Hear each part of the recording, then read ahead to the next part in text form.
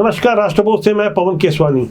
10 जून को छत्तीसगढ़ के बलौदाबाजार जिले के एसपी और कलेक्टर कार्यालय में हुई आगजनी की घटना में साफ तौर पर छत्तीसगढ़ के दो जिम्मेदार मंत्री दयालदास बघेल और टंकराम वर्मा ने जब कांग्रेस के भिलाई के विधायक देवेंद्र यादव का नाम लिया था और साफ तौर पर उनकी भूमिका को रेखांकित किया था, तो उस बारे में हमने कुछ अहम खुलासे किए थे। उन संदिग्ध चेहरों को भी दिखाया था। कुछ वीडियो फुटेज भी आपने बड़े गौर से देखे होंगे जहां देवेंद्र यादव की भूमिका साफ तौर पर नजर आ रही थी। उस दिल दहला देने वाली घटना के 11वें दिन आखिरकार छत्तीसगढ़ के डिप्टी सीएम और गृह मंत्री विजय शर्मा ने भी मान लिया है कि इसमें दुर्ग की भी भूमिका है। दुर्ग से कौन कौन लोग गए थे उनकी भी पहचान कर ली गई है। विश्व योग दिवस के दिन दुर्ग के प्रभारी मंत्री डिप्टी सीएम और गृह मंत्री विजय शर्मा ने पत्रकारों से साफ तौर पर ये बातें कही थी। आज आपको उनके कहे हुए एक एक शब्द पर गौर करना चाहिए, लेकिन उससे पहले मंत्री दयालदास बघेल, जिन्होंने सबसे पहले घटना के एक दिन के अंदर साफ तौर पर देवेंद्र यादव का नाम लिया था, उसके बाद एक अन्य मंत्री टंकराम वर्मा ने भी यही बातें दोहराई थी। आज एक बार फिर चंद सेकंड में देवेंद्र यादव का नाम लेने वाले उन दोनों मंत्रियों की बातों पर आप गौर करें, उसके बाद मैं कुछ और अहम खुलासे करूंगा। जो मोबाइल में या कैमरे के द्वारा निकाला गया है, इसमें भी स्पष्ट रूप से देवेंद्र यादव दिख रहा है, रुद्रगुरु दिख रहा है, वो विधायक वो भी दिख रही है। तो कुल मिलाकर के कांग्रेस पार्टी के द्वारा ये बहुत बड़ा षड्यंत्र किया गया था। तो ग्रास भी दिखाए गए जिसमें रुद्र कुमार जी वहाँ पे भाषण दे रहे हैं, लोगों को भड़का रहे हैं। उस समय देवेंद्र यादव जी भी वहाँ पे उस सभा में बैठे हुए थे, जबकि सतनामी समाज का एक शांतिपूर्ण सभा था। उसके बीच देवेंद्र यादव बैठे हुए नजर आए। जो आरोप लगाए हैं बेबुनियाद नहीं है, उनका वहां पे वीडियो है, उनका फोटोग्राफ। मंत्री दयालदास बघेल ने जब देवेंद्र यादव का नाम 11 जून को लिया था, तो उसके बाद 12 जून को मैंने खुद गृह मंत्री विजय शर्मा के निवास में उनसे मंत्री दयालदास बघेल द्वारा दी गई प्रतिक्रिया के बारे में पूछा। तब भी उन्होंने स्वीकार किया था कि जांच का ये एक पक्ष भी हो सकता है। मंत्री जी ने साफ साफ देवेंद्र यादव का नाम लेकर बोला कि वो समाज का कार्यक्रम था, तो देवेंद्र यादव को वहाँ क्या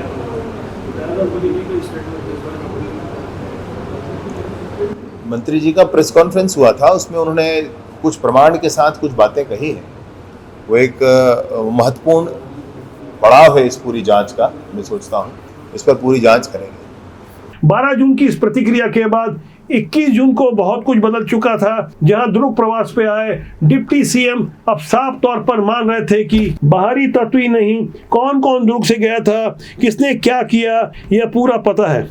बाहरी तत्व नहीं, हमको तो और भी कुछ पता है जी, और भी कुछ पता है। कौन कौन क्या क्या किए हैं वो सब कुछ पता है भैया। यहाँ से कितने लोग गए थे, कौन कौन गए थे दुर्ग से, यह भी पता है। तो भैया ये है कि ऐसे नहीं राजनीति की जाती है अपने ही लोगों को खत्म करके। जिस तरीके से जलाया गया है कलेक्ट्रेट और एसपी कार्यालय को, ये बिल्कुल स्वयं ये लोग इन्वॉल्व है। मैं बता रहा हूँ, शांति, प्रेम, अमन और भाईचारा का संदेश देने वाले सतनामी समाज के बीच कोई बाहरी तत्व आया था जिन्होंने भावनाओं के साथ खिलवाड़ किया।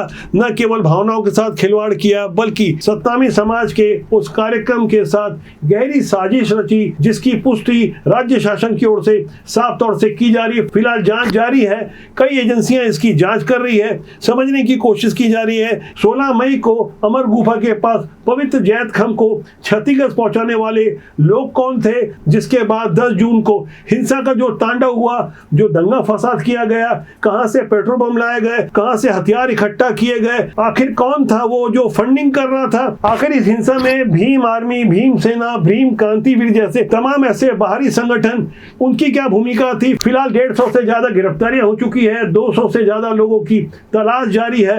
आरोप भी लग रहे हैं कि इसमें कुछ बेगुनाह भी गिरफ्तार हो रहे हैं। इस घटना से जुड़े हमने पहले भी कई खुलासे किए हैं, कई चेहरों को बेनकाब करने की कोशिश की गई है। फिलहाल वही चेहरे पकड़े जा रहे हैं जो या तो कैमरे के सामने आए हैं, या बयान या कुछ सबूतों के साथ, कुछ डिवाइस और कुछ व्हाट्सएप चैट से जो सबूत मिल रहे हैं उसके अनुसार कुछ लोग गिरफ्तार हो रहे हैं। लेकिन उम्मीद की जा रही कि बहुत जल्दी वो सफेद फौज भी गिरफ्तार होंगे जिन्हें ये गलतफहमी है कि वो जनप्रतिनिधि हैं तो बच जाएंगे। इस पूरे मामले में शुरू से देवेंद्र यादव की भूमिका भूमिका संदिग्ध रही है। उसके बाद 18 जून को कांग्रेस ने प्रदेश व्यापी अलग अलग मुख्यालयों में जाकर जिस तरह से धरने का राजनीतिक कार्यक्रम किया, उसे भी जनता खूब समझ रही है। अब जब छत्तीसगढ़ के दो मंत्रियों के बाद डिप्टी सीएम विजय शर्मा ने भी मान लिया है कि इसमें दुर्ग से आए हुए बाहरी लोगों की भूमिका है, तो ऐसे में हमें उम्मीद है, जिन खबरों को हम लगातार बता रहे थे, डंके की चोट पर देवेंद्र यादव उसकी भूमिका को रेखांकित कर रहे थे, उस दिशा में कुछ अहम खुलासे होने वाले हैं। बहुत बड़ी बात उप मुख्यमंत्री और गृह मंत्री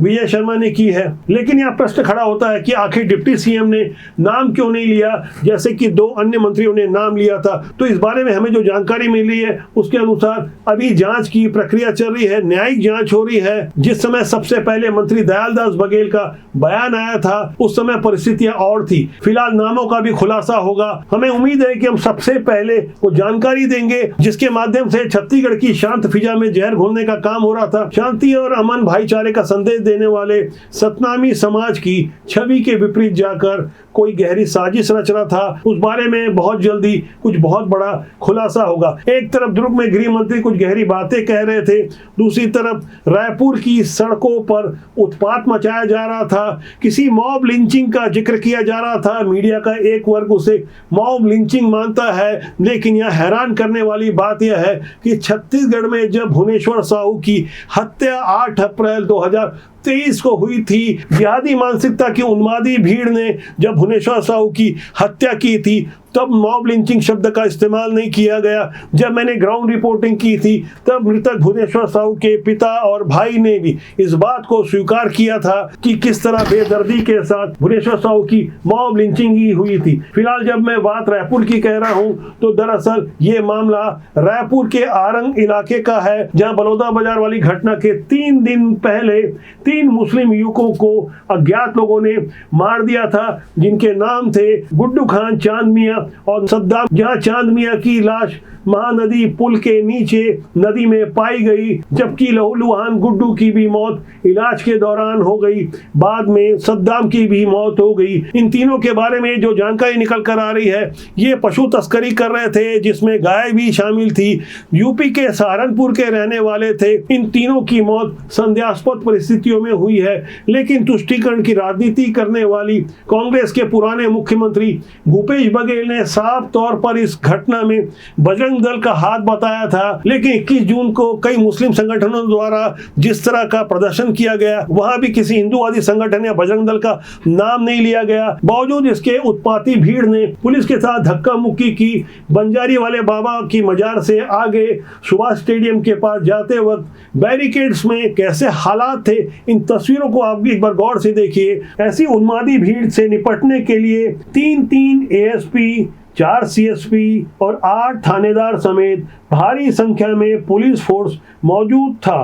पूरे प्रदर्शन की ड्रोन से निगरानी हो रही थी। मुस्लिम समाज के लोग वारदात के 14वें दिन आरोपियों की गिरफ्तारी नहीं होने से अपनी कुछ इस तरह से नाराजगी प्रकट कर रहे थे। आप उनको गिरफ्तार नहीं कर रहे, तो आज हम खुद ही गिरफ्तारी देने आ गए।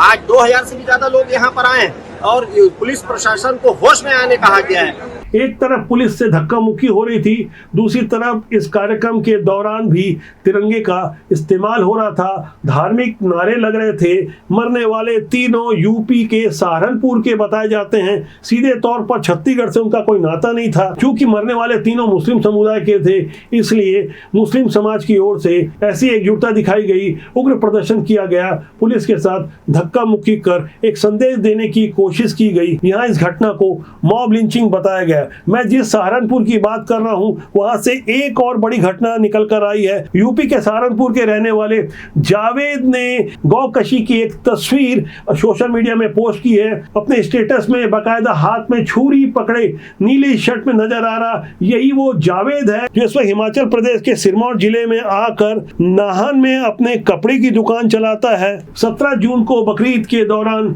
उसने अपने व्हाट्सएप में भी ऐसी ही तस्वीर का इस्तेमाल किया। लेकिन अब पहले से कहीं ज्यादा जागरूक हो चुकी जनता को ये बात पसंद नहीं आई। स्वाभाविक रूप से धर्म विरुद्ध जनता आक्रोशित हो गई। हिमाचल में कांग्रेस की सरकार है, जबकि यूपी जहां का जावेद रहने वाला है वहां योगी आदित्यनाथ की सरकार है, जहां अपराधियों के विरुद्ध डायरेक्ट एक्शन होता है, बुलडोजर चल जाते हैं। लेकिन जावेद को लग रहा होगा कि वो तो 1.5-2 साल से हिमाचल प्रदेश में आकर बस गया है, वहां कपड़े की दुकान चलाता है, जहां कांग्रेस की सरकार है, उसके विरुद्ध कोई कड़ा एक्शन नहीं होगा। लेकिन भीड़ ने अपना फैसला सुना दिया। उन्मादी भीड़ जावेद की दुकान में घुस गई। उसके बाद कैसे हालात थे, फिलहाल पुलिस जावेद को खोज रही है।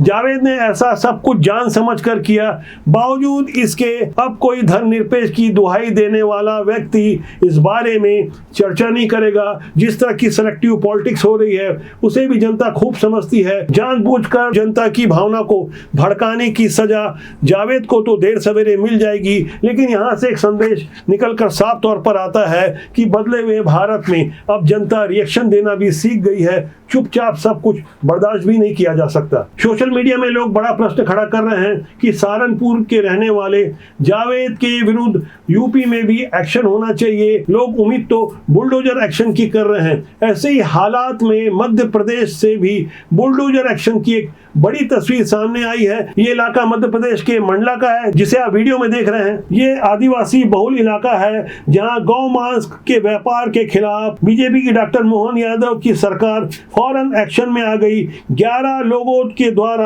सरकारी जमीन पर बनाए गए घरों को प्रशासन ने ध्वस्त कर दिया है। ये इलाका है मंडला जिले के नैनपुर के भैंसवाही का, जहां काटने के लिए बड़ी संख्या में गायों को लाया गया था। मौके से पुलिस ने 150 गाय बरामद की है, जिसमें 11 आरोपियों के घरों में रेफ्रिजरेटर के अंदर गाय का मांस बरामद किया गया है। साथ ही जानवरों की चर्बी, खाल और हड्डियां भी बरामद की है, जो बाकायदा एक कमरे में रखी गई थी। इलाके के एसपी रजत सकलेचा का मानना है कि अभी डीएनए टेस्ट होना बाकी है, लेकिन मांस के डीएनए टेस्ट से पहले ही जिस तरह का बुलडोजर एक्शन हो गया है उससे जनता संतुष्ट है। ऐसे बुलडोजर एक्शन की आवश्यकता इसलिए भी पड़ी है क्योंकि अपराधियों के हौसले बुलंद हैं, कानून कमजोर है। इसी कानूनी कमजोरी का फायदा उठाकर यूपी में अपराधों को बढ़ावा दिया गया। योगी आदित्यनाथ की सरकार ने जिस तरह का बुलडोजर एक्शन चलाया, जिस तरह से एनकाउंटर किया, उसके बाद या तो अपराधी यूपी छोड़कर भाग गए हैं, या घरों में दुबक कर बैठ गए हैं, या पुलिस की गोलियों का शिकार हो गए हैं। ऐसे उदाहरण से स्पष्ट है कि हमें और सख्त कानून की आवश्यकता है, जिससे अपराधियों में खौफ उत्पन्न हो, साथ ही सिस्टम भी ईमानदारी से काम करे, जिससे अपराध करने से पहले अपराधी 100 बार सोचे। ऐसा ही कड़ा एक्शन छत्तीसगढ़ में भी देखने को मिल रहा है, जहां एक एसडीएम को रंगे हाथों रिश्वत लेते पकड़ा गया है। 50,000 रुपए की रिश्वत के 2 बंडल उनसे बरामद हुए हैं। उनके घर पर जब एंटी करप्शन ब्यूरो की टीम ने छापा मारा तो जमीन के कुछ कागजात मिले और 2 महिलाओं के नाम वो एफिडेविट मिले, जो महिलाओं के नाम 50 डेसिमल जमीन ट्रांसफर किए जाने का उल्लेख था। दावा किया जा रहा है कि सरगुजा जिले के उदयपुर के एसडीएम BR खांडे ने ये कागजात रिश्वत के रूप में प्राप्त किए हैं, जो वक्त जरूरत पर अपनी परिचित महिलाओं के नाम पर बनवाए गए एफिडेविट में उल्लेखित जमीन को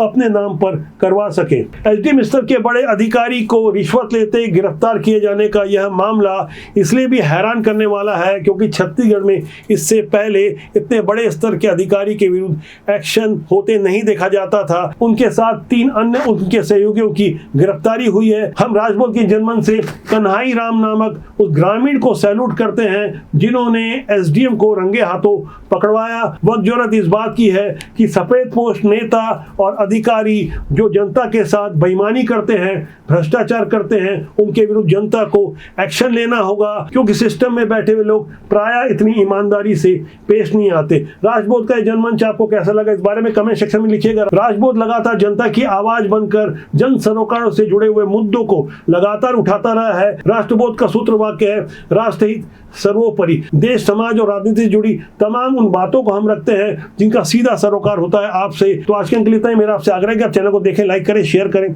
सब्सक्राइब जरूर करें, जिससे आपका और हमारा साथ ज्यादा मजबूती से लंबे समय तक बना रहे। नमस्कार।